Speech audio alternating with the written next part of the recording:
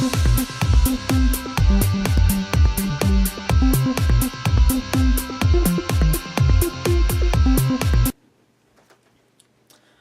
so I am continuing my series on my reviews on the Alfred Hitchcock collection. So I did Rear Window, really liked that one. And so next up is Vertigo. And I'd never seen this one before. I watched it a few weeks ago, and I always kind of was interested in it.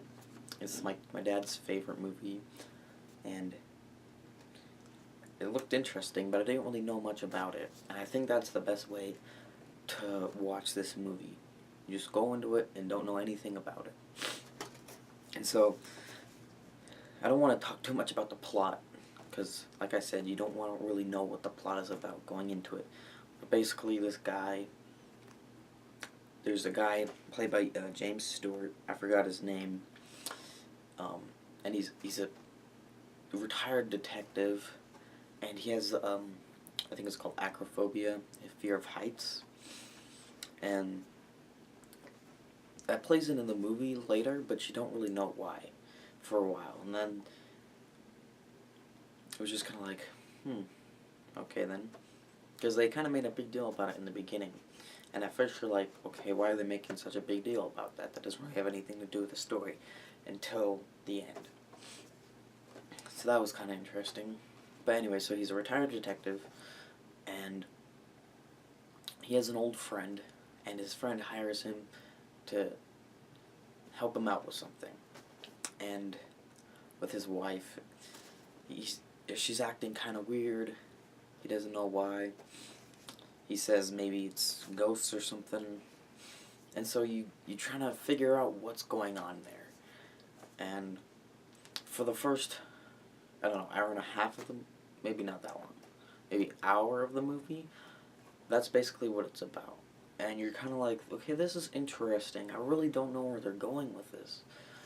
But okay, I mean, they're going to all these places. You're putting little pieces apart together, and you think it's going somewhere.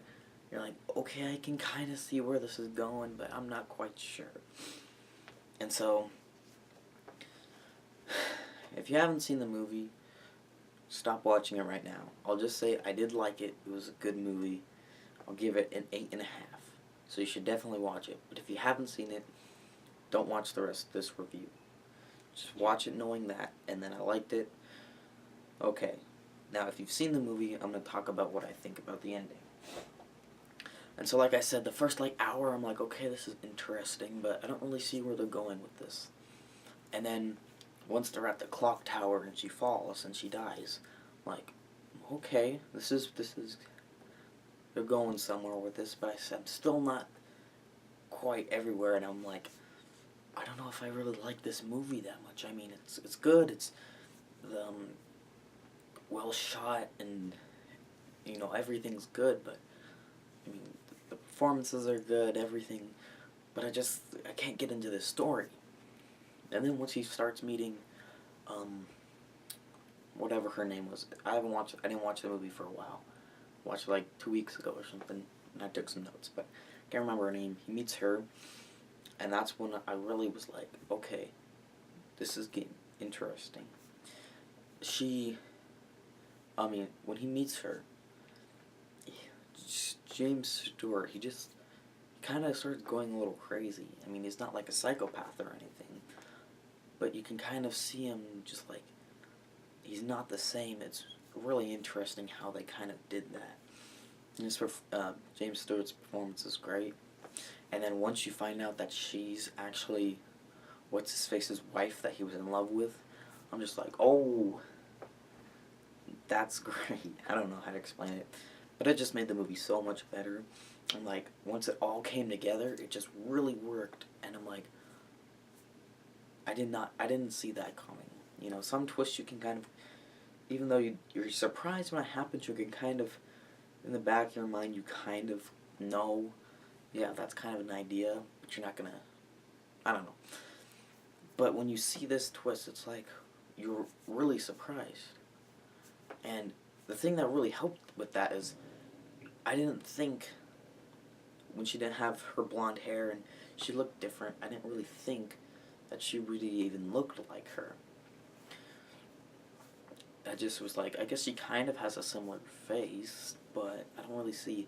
So that really helped with that, at least in my opinion. I don't know, maybe I'm dumb or something, but I mean that part is just so great. Probably one of the best twists I think I've ever seen.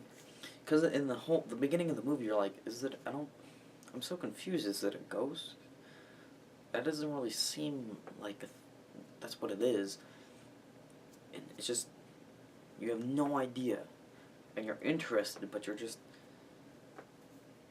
not there. And once it comes together, it's great. It's like, if you watch the first half of this movie, it's like looking at a puzzle without all the pieces.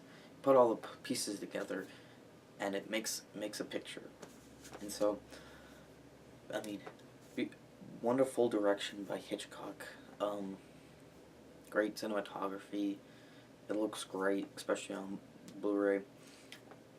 The apparently the scene where he's dreaming or whatever. A lot of those techniques nobody ever used, and so the movie was ahead of its time. It's great. So, like I said earlier, I'll give it an 8.5 on a scale of 1 to 10. It's a great movie. Probably one of my favorites out of the collection, and I watched the whole thing. So yeah, you should definitely check that one out. So the next movie is North by Northwest. So till that review, I'll see you next time. Da da da.